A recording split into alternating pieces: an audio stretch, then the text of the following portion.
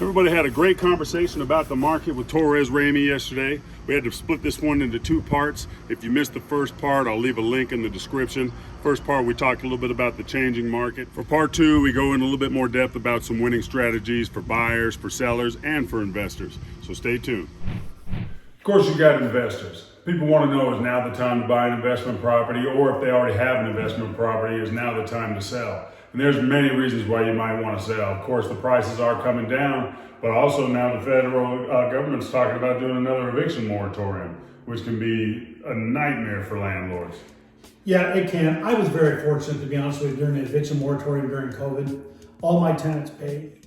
I just got lucky, and I had very good tenants. A lot of that has to do with the property manager that you hire, and you should always hire a property manager if you're a professional investor, especially if you have multiple properties. I mean, because this is just a nightmare. I don't care if you're on your own, you're not a real estate agent, you don't have a job, that's all you do. Don't manage your own properties. The liability is way too great, okay?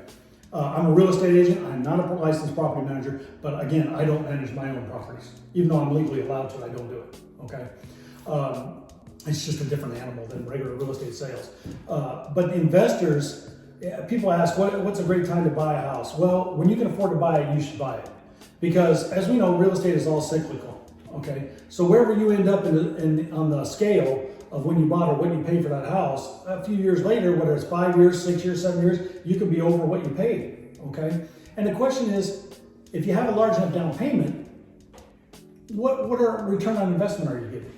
You know, do you need 8%, 10%, whatever it is you want? Are you getting that money? Because if you're getting that money in the current rental market, then it's a great investment. Right. Okay, so you might, now, would you make more if the prices were lower? Of course you would, because you'd have less money into the property. Okay? Of course. So, but the rents right now are, and I hate to say they're astronomically high, but they're higher than we've ever seen them at any time. And I was born and raised here in Las Vegas. And I've never seen rates this high, or rents this high. I don't know how a lot of people are affording it. And that makes me nervous, because rents, as you know, are based on the local economy. And they're going up all over the country, of course, but it's not based on the same thing that home sales and market is for home sales. It's based on a only different thing. You know, if the jobs all in your town only pay $8 an hour, nobody's going to be renting at $2,000 a month. Right. Keeping that in mind, wouldn't you say that now would be as good a time as any to buy if you're renting right now, because rent's going up, prices are coming down? Yeah, that's a really good question. We get this a lot right now in this time. Well, the rents are so high, but buying, the cost of houses are still a little high for me. I don't know if it's worth it. Okay, but there's one thing aside from there. If you rent and you pay $2,000 a month, and let's say you bought and your payment was $2,000 a month, or even a hair over. One, you're most likely going to get a tax benefit from renting a property, okay? Also, you're going to be making a principal and interest payment every month on a 30-year fixed loan. Right. So you're going to be paying down your balance. It's kind of a forced savings plan, right? A couple $100 a month maybe, but it's in a few 5, 10 years, that's going to add up to a lot of money, because of the way that way payments are calculated. You're paying mostly interest in the beginning, but it changes over towards the principal, and you're paying more in principal. So in the later years, 15, 20 years down the road, you're going to be making a lot of money in a forced savings plan. And nobody can guarantee this, and you should not count on this, what I'm about to say, as an investment in buying your own property. But there's a thing called appreciation, as we all know. Absolutely. You know, we've seen this in the last 5 years. Houses went up in value like crazy, right? So you don't get that if you rent, okay? And then people say, well, I have maintenance and taxes and all that kind of stuff if I owe, but if I rent, I don't pay that. If you don't think you pay taxes and maintenance expenses as a renter, you're wrong, because the landlord is going to charge you. Right. I guarantee you that. So you are paying all those things as a renter. The question is, do you want to pay your mortgage or somebody else's mortgage? That's Well, I think it's definitely a different type of community. You know, so many people make their money off of gratuities and tourism and gambling. This is definitely the type of community that really gets hit hard by a recession. So if you're in a position where you have to sell, Tori, what are some of the pitfalls you need to watch out for, and what are some strategies that you would take advantage of? If you have to sell right now, the best strategy I've seen, and this works out better for the seller and the buyer, okay, is figure a price that you want for your house, okay, and that you think the house will sell for with your agent. And to talk about a pricing strategy. Now, let's say your house, you really want 450 out of your house, you think it's worth it, and you're okay with that 450, or between 440 and 450, you're okay with that. Well, what I would do is, rather than lower my price right to 440, I would say, look, we want 450, but we'll offer X amount of dollars towards the cost of closing to the buyer, for the buyer. Because money and closing costs, really, for a buyer it's a one-time payment and it's out the door. It's tied on escrow fees and generally their lender fees. So once the deal's done, those are over. They don't benefit the buyer any. So it's almost like flushing that money. Right, it's a fee, it's a payment, right? So now they may be required due to their loan program to actually bring in a down payment, okay? And that's okay. So they got all, but maybe they only have money for down payment, they don't have money for the cost of closing. Right. Okay? Or closing costs as they call it. So somebody needs to help out with that. Well, say, look, we'll give you $5,000, whatever the amount of money is, towards your closing costs, but we want this money for our house. Okay. Now the only issue could come in is if the house doesn't appraise for that, then you have to renegotiate. Okay, but everything becomes renegotiable when that happens. But the thing is, if you really think it'll appraise at 450, and you can help the buyer out doing that, that may be a bigger advantage to the buyer, because then all their money is going towards down payment. They may even be able to put more towards down payment, right. And that does benefit the buyer, right? Their note is lower overall, where closing cost doesn't help lower anything. Okay, it just goes to the other people. Okay, so I think if you really want to get that price out of your house, that's the important number, rather than just lowering the price and getting out of it. You know, that's a better strategy to sell your house, to make it more sellable. Now, does it make any difference to you if you get $5,000 in closing costs at 450 or sold the house at 445, no closing costs? Is exactly the same number, right? Right. Bottom line wise. But you're basically opening up that sale to a lot more buyers, you know, that maybe wouldn't have had it, been able to throw their hat in the ring, so to speak. Exactly, and it just gives you, it's just a strategy tip that gives you a little bit of advantage over another seller. That's just a strategy I would think probably right now is the best. Now, some people are in a situation where they actually have to buy, but if you're in a position right now where you have to buy in this market, are you trying to wait for as long as you can for the prices to drop as much as they can? Yeah, I'm going to wait as long as I can as a buyer, but if I have to buy now, I'm going to wait as long as I can to lock the interest rate in. Okay, because if it starts heading back a little bit, or every day it changes, it's called a float. Okay, and I'm going to float the interest rate until I can lock it. That's usually a 30-day time period without paying extra money. Okay, right. To extend that lock. But I'm going to watch that every day. I'm going to be talking to my lender, or the lender should be calling me going, "Hey, here's what it is." Or you can give your lenders instructions. Hey, if it hits 5.5, lock it. Okay. Whatever it takes to do. You have to have that communication with the lender. Okay, not you, the agent, but the buyer. Okay? Right. So that's a big advantage that you're going to be looking for right now. You're going to be watching as a buyer to say, okay, I'm watching the prices and I'm watching the interest rate at the same time. You've got to be a really diligent buyer in this market. Okay, that's really what you're looking for, because if you have to buy, you have to. There's no waiting. Right. Okay. So get the best deal you can. And I'm going to try and negotiate those closing costs. If I'm a buyer's agent for somebody, I guarantee you we're going after closing costs. And we're going to find somebody out there who's willing to pay it. In this market, there's people even advertising that, right? Right. But what happens is, and what I was alluding to before, is that when they watch a house that's on sale, buyers do, and they see the price drop every week, boom, boom, boom, boom, boom, they're going to keep waiting because they know you're going to keep going. Right. Okay? So that's not the way as a seller to make the deal work, because you just keep going down. You're chasing the market down. Get down there where it should be, offer the closing cost if you have to, and sell it while everybody else is still in the market. That's what you need to do as a seller. As a buyer, you got to go in and try to get your best deal you possibly can.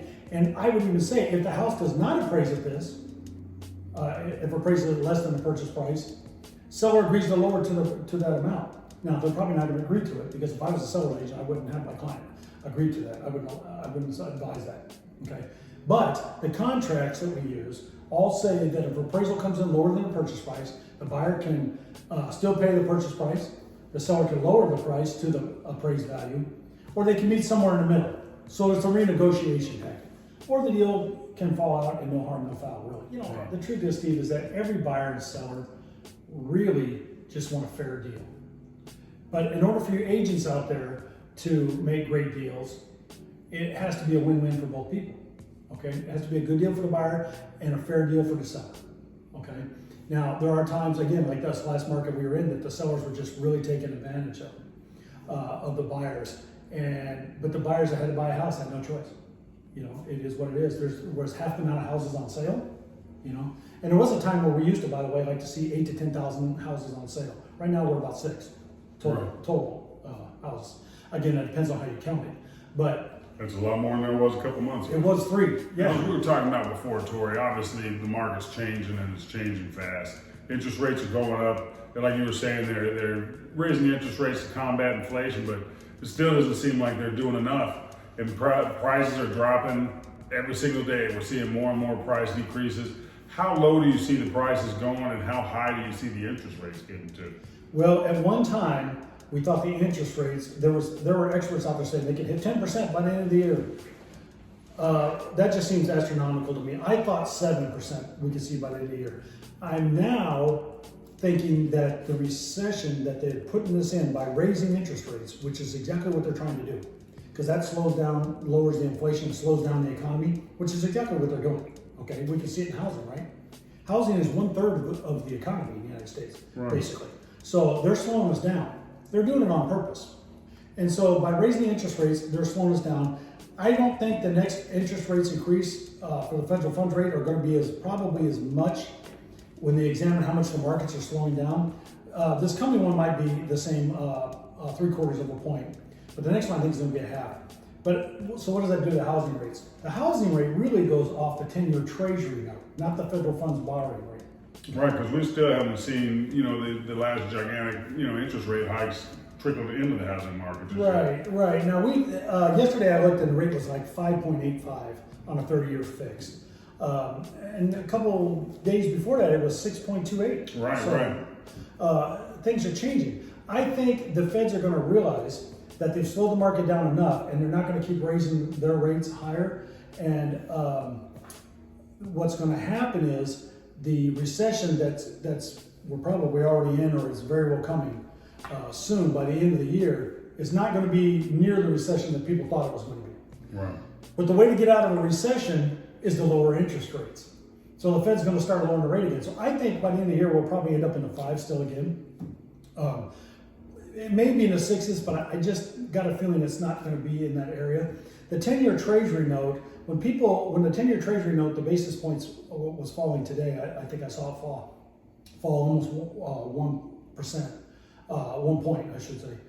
I think that's because people are moving out of stocks and stuff like that, going into bonds. They're running for cover, okay, is what that means. Right. But that 10-year rate is what determines the housing interest rate. So tomorrow, and I didn't see the close, but tomorrow it's a distinct possibility that the house interest rate will be a little bit lower than it was today. Okay, depending on what happened in the close, and I haven't seen that. But so really, when all your clients and everybody out there tells you that, the interest rates are going up, the federal government's raising the interest rate, that's not necessarily the housing rate. Okay, it's really, when you're looking at online, newspaper, wherever you get your information, look at the 10-year treasury note. If that's going up, housing interest rates are probably going up. But everybody should be checking with their lenders and watching that like crazy that's looking to buy a house. And there's also companies that don't have what they call a par rate, which is that rate you're seeing it advertised at. You have to buy down the interest rate to get down there, which is leads to another example when we talk about if you're a seller and you want to give extra money towards closing costs, right? Right. That money can also be used to buy down the buyer's interest rate. So if 6% kicks him out of buying your house at your price range, maybe he buys down the rate to 5 3/4, and you gave him the money to do that. Next thing you know, he's buying your house, and that's a great strategy. That's another reason. So the lender will use it for all the fees, and if he's got whatever extra over, they'll use it to buy down the rate. So that can really help people, especially when rates get high. But I don't think they're going to go as high as some people have said. And those people that were saying, the experts, so-called experts that were saying 10% a month ago, are not saying that anymore. The recession that's supposedly coming, or we're in, and a recession is defined as the GDP going down 2 consecutive quarters, But it's possible, and we know it went down the first quarter of this year, but it may not go down the second quarter. So then we got to start over to the 2 quarters. So by the end of the year, if it goes down to the third and fourth quarter, we may be in a recession, but they don't think it's going to be that bad because there's a lot of jobs available. There's a ton of jobs. Everywhere you go, there's Everywhere you go, now hiring, right? Right. It's crazy. So that's what determines all that. It's a lot of mess. Your lender should be able to answer those same questions that I just said. If you have a lender that cannot answer those questions, get a new lender. Like I say all the time, everybody, who you hire matters. It makes a big difference. Okay, Tori, thank you so much for having lunch with me today. I hope you enjoyed the chicken wings. I did. They're awesome wings. I mean, they're really good. And I mean, just the right amount of heat and everything. They're fantastic. I'll leave a link in the description for how to make those wings at home, everybody. You don't want to miss anything spicy. Thank you so much for tuning in, and we'll catch you next time.